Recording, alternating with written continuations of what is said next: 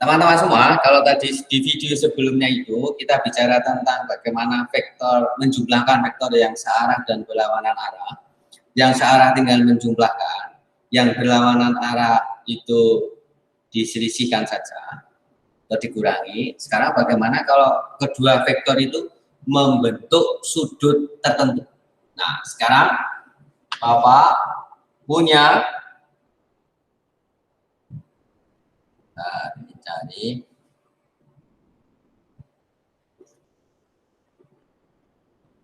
kalau saya punya vektor A, saya punya vektor B, saling membentuk sudut theta. Nah, ingat, ini tidak searah maupun berlawanan arah, tapi saling membentuk sudut theta. Maka kalau mau kita gambarkan resultan kedua vektor, kita pakai jajaran kita. Gambar vektor A dan vektor B dengan pangkal keduanya berbeda. Kemudian gambar vektor A pada ujung vektor B, gambar vektor B pada ujung vektor. Nah, resultan vektor itu yang mana? Dari pangkal kedua vektor hingga ujung kedua vektor. Sehingga ini adalah jumlah A plus B. Nah, nilai A plus B ini sama dengan akar pada rumus kosinus Le. A kuadrat plus B kuadrat plus 2AB cos sudut kecil kedua vektornya berapa? Theta. Nah, sekarang bagaimana arahnya kedua vektor? Apakah boleh pakai tangan? Nanti dulu. Apakah ini tegak lurus? Tentu tidak. Maka ketika dua vektor itu tidak tegak lurus, maka kita harus menggunakan aturan sinus. Sekarang kita misalkan arah A plus B terhadap vektor A sebagai alfa, arah A plus B terhadap vektor B sebagai beta. Maka arahnya adalah, berarti kita punya besar A plus B dibagi sinus sudut kedua vektornya adalah theta akan sama dengan vektor A di depan vektor A sudutnya berapa? Sin alfa sama dengan B per sin beta. Nah, sekarang bagaimana kalau dia itu tegak lurus? Sekarang Bapak punya vektor A, saya punya vektor B. Ini tegak lurus berarti tetanya 90 derajat. Maka kalau kita gambarkan sekarang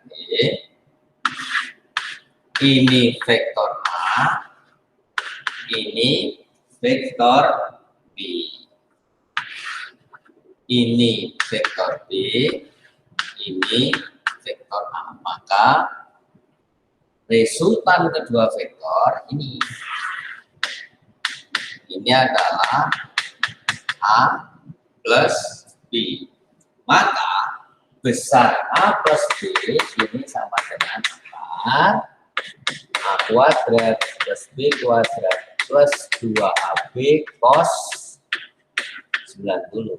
Ingat, cos 90 itu sama dengan 0. Berarti jumlah A plus B-nya tinggal A kuadrat plus B kuadrat.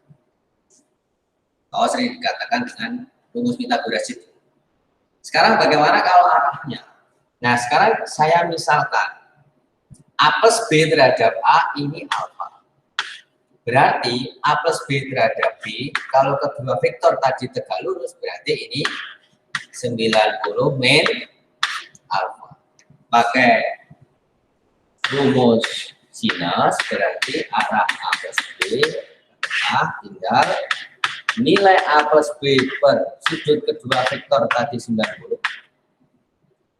akan sama dengan B di depannya adalah sudutnya sin alfa A di depannya sudutnya adalah sin 90 min alfa. Ingat, sin 90 min alfa itu sama dengan cos alfa. Sehingga Bapak punya B per sin alfa sama dengan A per cos alfa. Berarti sin alfa per cos alfa akan sama dengan apa? B per A. Dari sini sin per cos tidak lain tidak bukan adalah tan alfa sama dengan B per. Jadi sekali lagi teman-teman semua, kalau menentukan arah, kalau kedua vektornya itu tegak lurus, boleh pakai tangen, rumus tangen. Tapi kalau kedua vektornya itu tidak tegak lurus, membentuk sudut tertentu, pakai aturan sinus. Nah, sekarang bagaimana kalau menjumlahkan vektor itu lebih dari 2? Bisa saja kalian menggunakan rumus kosinus, jadi 2 dulu baru dijumlahkan sampai yang terakhir. Tapi Pak Fajar punya trik yang sangat jitu. Bagaimana menjumlahkan vektor itu lebih dari 3. Nah, kita lihat Pak Fajar. Oke teman-teman, kembali bertemu Bapak di kelas 12 ini. Saya akan melanjutkan Pak Heru untuk mereview kembali tentang penjumlahan vektor. Seperti yang sudah disampaikan Pak Heru, nanti materi penjumlahan vektor ini akan sangat membantu sekali untuk mempelajari materi berikutnya.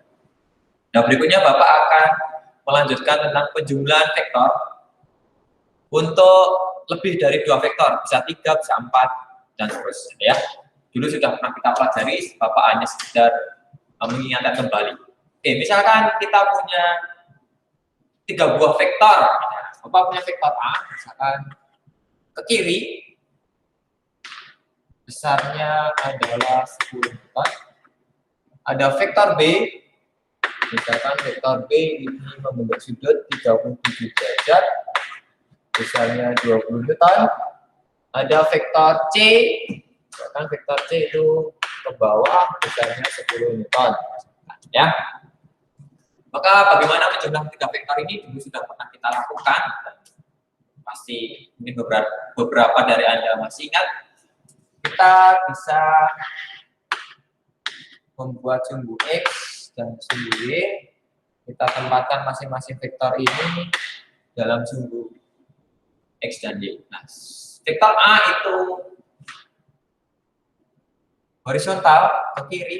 Nah, kita tempatkan di sini. Ini vektor A. Misalnya berapa? 10 Newton. Vektor B, dia 37 derajat. Ini vektor B. Sudutnya 30 derajat arahnya. Vektor C, ya, berimbang dengan sumbu Y negatif. Maka, nah, kita uraikan dulu untuk vektor yang tidak berimbang dengan sumbu X dan sumbu Y. Vektor B ini kita bisa uraikan. Maka ada komponen BX, ada komponen BY. Besarnya BX berapa? B, ingat komponen vektor yang dekat dengan sudut yang diketahui ya. Cara paling gampang yaitu B cos 37, kan? Nah, besarnya B tadi berapa? B adalah 20, berarti 20 cos 37 berapa? 4 maka berapa? 16. Yang BY berapa? BY sama dengan berarti B sin 37, berarti B tadi 20, nah ini 37 35, 4 maka 12. Kemudian kita masukkan ke dalam tabel gitu ya. XY ini vektor A, B, C. Oke, vektor A itu dia di sumbu X, punya komponen X, punya komponen Y nggak punya, berarti Y-nya 0, X-nya berapa? X-nya tadi 10, ke kiri, berarti min 10. Jadi jangan lupa ke kiri negatif, ke kanan positif, ke bawah positif, ke atas positif, ke bawah negatif. Vektor B, oh dia punya komponen X. Kemana? Ke kanan, misalnya berapa? 16. Y-nya, oh Y-nya ke atas, berapa tadi? 12. Maka positif. Vektor C tadi ini ya, vektor C ya. Sumbu Y negatif, maka min 10. Sementara di sini punya komponen X enggak? Oh tidak, berarti 0. Maka kita jumlah sigmanya, maka ini namanya sigma Fx. Ini namanya sigma F. Sigma Fx berapa? Min 10 ditambah 16, berarti positif 6. Sigma Fj-nya berapa? 12 tambah min 10, oh 2. Maka resultan adalah, besarnya vektor adalah akar dari sigma Fx plus sigma Fj kuadrat. Maka berapa? Akar 6 kuadrat tambah 2 kuadrat sama dengan akar 36 tambah 40. Maka berapa akar 40? 2 akar 10 vektor. Ya. Nah, baru besarnya, padahal vektor sudah punya arah. Maka arahnya bagaimana? Arahnya kita menggunakan, ada Y dan X, maka kita menggunakan tangan, yaitu sigma F Y per sigma Fx. Maka Y-nya berapa? 2 per 6 atau sepertiga. 1/3. Maka tetanya adalah atas tangan seperti. Nah, kalau istimewa cukup seperti ini, jadi besarnya itu, besar resultannya 2 akar 10 Newton, arahnya atas tangan sepertiga. Nah, kalau 4 vektor ya tinggal tambahin. Langkahnya sama, caranya sama. Yang perlu Anda ingat, nah, sin cos tan dari sudut-sudut istimewa. Ya, trigonometri dalam matematika. Oke, teman-teman, ini sekedar mereview tentang materi vektor, semoga membantu mengingat kembali.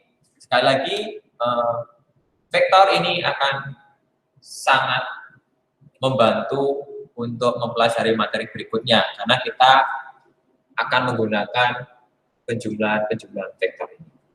Oke, terima kasih, selamat siang, tetap semangat, dan salam sehat, dan jangan lupa tetap gembira. Oke, terima kasih.